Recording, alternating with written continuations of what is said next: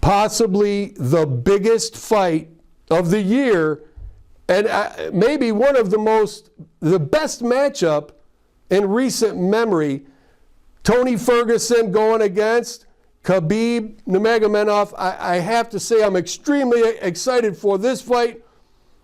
Joined by my partner, black belt, former UFC, one of the baddest men in Canada, Mitch Clarke. Mitch, how you doing, buddy? I'm doing well. How are you? You know I'm loving life. You know that. I only complain when I'm not on camera. So, listen, let's go right to it. I mean, we ended the last show that didn't get out yet, but it will, on Khabib and Ferguson. This is a fight that I know you're looking forward to as well. Yeah, Khabib Nurmagomedov against Tony Ferguson. I think that this is truly the two best guys in the lightweight division, being able to fight each other. I don't want to jinx it because who knows with these two guys, but, I think that this is truly the top of the division fighting each other, and I'm really looking forward to it. Oh, beyond a doubt, I'm really excited for it. And, with Khabib, this is a guy that it just imposes his will. He's not lost. He's had injuries. He's battled through them. But when you see someone get him on the ground, he's ground and pounding, and he's telling the guy, he's not talking smack. He's telling him, you don't deserve the title fight. This is my fight. I get this, and he's ground and pounding the guy. You know for sure, Mitch, that Khabib is going to get Ferguson to the ground if this fight goes past the first minute or so. I mean, when I look at it, I see Ferguson having one way to win this fight short of a strike, and that is off his back. It's yes and no. I think the striking, for being more dynamic, you definitely got to give the edge to Tony Ferguson. He keeps it interesting. He changes up. He's hard to read. And, his jiu-jitsu is top level. He's very aggressive with it.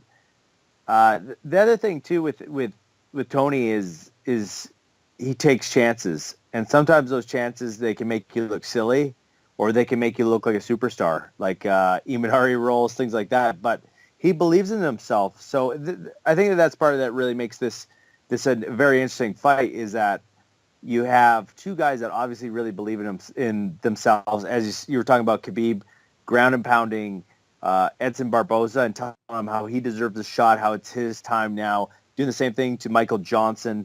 So, that he has a deep-rooted belief in himself that he's the best 155er, and Tony Ferguson the same thing. So I think that when you have a belief in yourself as strong as these two fighters, it makes for an exciting fight. On the other hand, you have the tremendous wrestling of Khabib. And although his striking isn't as polished as Tony's, in my opinion, he's effective because he pressures you. He moves forward on you, and his idea is to keep the pressure on you and set up those takedowns. The other thing is his ground and pound, in my opinion, is probably some of the best in the division. No doubt. His balance, his ability to throw strikes from positions that, and you know yourself how hard that is, when you're on top of a guy that doesn't want you to throw those strikes.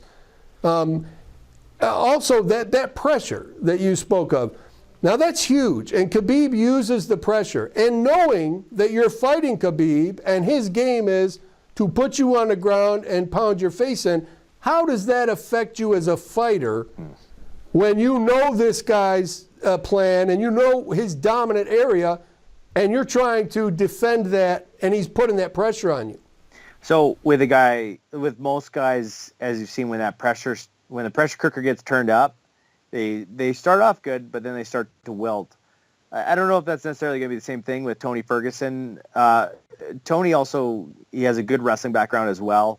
He wrestled in university, combined with, he's well-rounded and he has a strong mental belief in himself. So a lot of time when you're keeping the pressure on someone, although they might stop your initial takedowns, your initial strikes, whatever, if you keep the pressure on, they'll wilt eventually. And when you're having that pressure put on you as well, it makes you tired. It just zaps your energy both mentally and physically. So that's a big thing. It is. Man, I agree 100%. And, Ferguson, in my opinion, is the most well-rounded fighter. I think he's more well-rounded than Khabib. I really do. I think his striking is on another level. I agree with you in the sense where you said he takes chances. He does. He fights in the moment. He flows like water, so to speak, right? And his confidence is sky high. But he does know what's coming at him. There's no secret. It's kind of like fighting Mike Tyson. You understand what he's bringing to you, how he's going to try to win. But against Ferguson, that's not the case.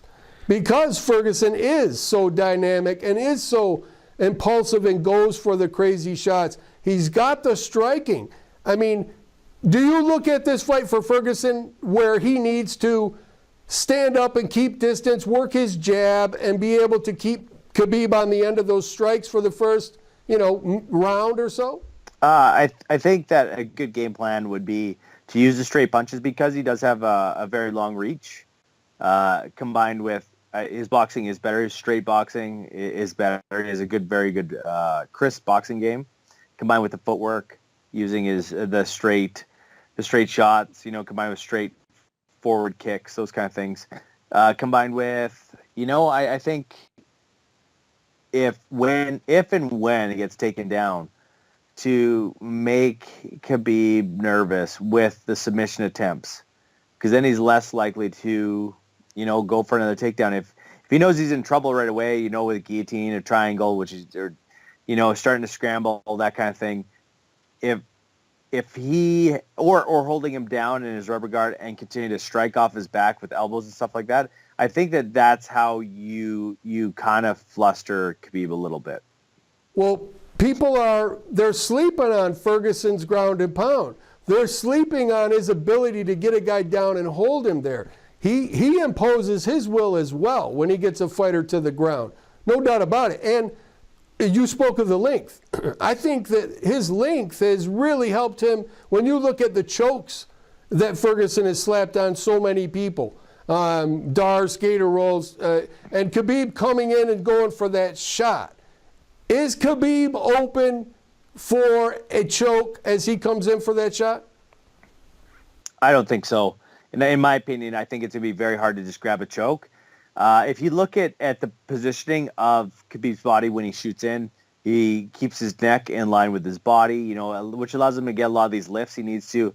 Also, his body lock takedowns are another asset that he has on his side, which, it's hard to choke someone when they're body locking you. So I think that it's going to be hard to just grab a choke. Now, later rounds, maybe, attacking the neck, especially in the cage wrestling aspects, that's the time. But in a straight up, like, with Khabib just wrestling straightforward, I don't think so. And as you were alluding to earlier with Tony going for the takedown, I think he's going to have a lot of trouble taking down Khabib, with that Russian style of wrestling combined with Sambo, as opposed to the American style, which is super effective, but it's kind of a grindy style, different game.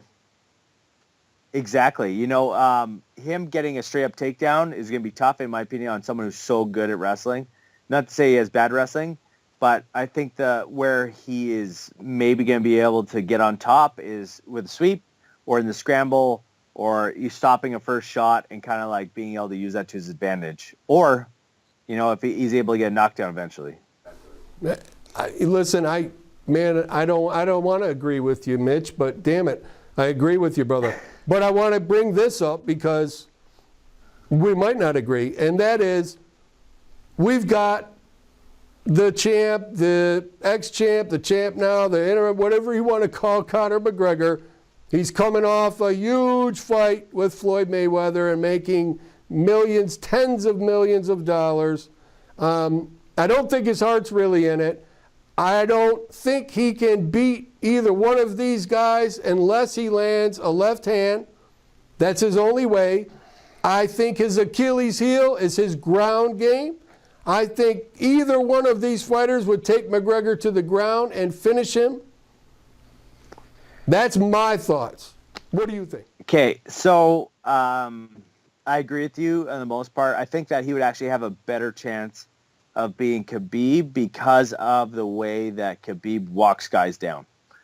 That's going to lead to being hit with a counter shot, which is the most, the best aspect of Conor's game. Yeah. Look at Aldo. What he did to Aldo is an exact example of someone rushing him like that. He threw it off his back foot, but the timing was perfect, and his accuracy is on another level. He really is extremely accurate with his strikes. But knowing how much time he's had off and what he's coming off of, that amount of money and everything else, I mean, you gotta, for me, now you might not because you are a fighter, but I would have to question his real passion to come in and fight again to be the best. I mean, that's what drives you to be able to become a champ. Do you think he still has that? No. In my opinion, why would he go back? It makes no sense to me.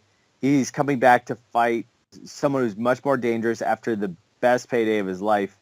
It makes no sense. Someone who's that dangerous, two fighters that are that dangerous, whether it's Tony, whether it's Khabib, there's no reason for him to come back. So why would you tarnish your legacy unless you're risk tarnishing your legacy, unless you're fighting someone like Nate Diaz? That might be the only fight we could really expect to ever see him come back for, is for a trilogy match, which equals a money fight. So realistically, there's no point in him coming back. I don't think he's the best in the division anymore. I think that Tony and I think that Khabib are the best in the division.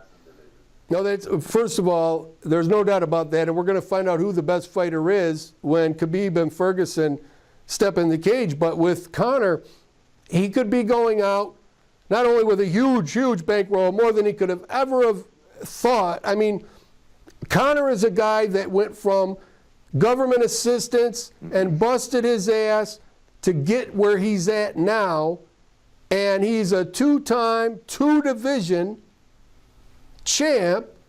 He hasn't defended, so we'll put the little marks next to that. But he hasn't defended a title ever. Like when he was in Cage Warriors, when he was in the UFC, he has never defended a title. Nope. I mean, to me, I believe the old adage, to be the champ, you've got to defend that title. Yep. So, but regardless, he only has, I mean, is his career going to benefit from a fight, and maybe he squeaks a win out? I mean, I think he would be going out on the high right now. And for me, I think for McGregor, it's a simple thing. You get the Diaz fight, that's a money fight, that's what he wants, obviously. And if you don't, you just retire, man. You just walk away. I don't think he can do that, though. I think, for him to talk enough trash afterward, I think that's the only time where he will come back to fight one of those two guys, is where he paints himself into a corner by just talking trash the whole time. He'll get painted in that corner, and he'll have to defend it because, the one thing I do appreciate about him is he will put up. Because he's not going to shut up. It's put up or shut up time, so he's going to probably put up. So that's the only time I really see him fighting either two of those guys. But, he wants money, and I don't blame him. This isn't a sport where you make a ton of money. So if you get a chance to make it, make it. Yep. No, I agree. I mean, I think McGregor has been his best advocate. I mean, he has put himself in those positions. He's dealt with the UFC better than basically anyone when it comes to contracts and negotiating points and money on fights. But he brought the people to the event, and he sold tickets, pay-per-views, and that's why we've seen him with Floyd. No disrespect to Conor. I do think he's outclassed at this point. He always has that left hand. He always has that timing. And he is a very competitive guy, so you can never count Conor out for sure. I agree. Coming forward on Conor like that, that's a dangerous thing to do. But that being said, I think Khabib Ferguson is one of the biggest fights that I've been excited for, that I only see it delivering, right? I just don't see a quick knockout or a quick finish. I see two guys leaving their heart and soul in the cage. And as a fan, that's what it's all about, man. That's what it's all about. Yeah, I definitely see it being a battle, and I think this is one of those fights where the fans definitely win and get to see who the best of the division is. That's it. Well, listen, guys, I couldn't have said it better myself. Mitch is always pulling them out on me. Do me a favor, get out there, subscribe to the YouTube channel. If you want, you could go on Twitter and find Mitch Clarke at Don't Mitch follow Clarke me. MMA. You can find him on Facebook. I'm teasing you guys. Don't do it. But if you want to find me, I'm Penalty Box Cox. It's easy to find. So, Mitch, thank you, brother. It was enlightening to go over the fights with you. It always is. I'm looking forward to August. And that's going to be a great time for us, no doubt about it. Thailand. So that's going to be a great thing. Guys, for Modern Pugilist Entertainment, for Mitch Clarke, I'm Dan Cox, and we will see you next time.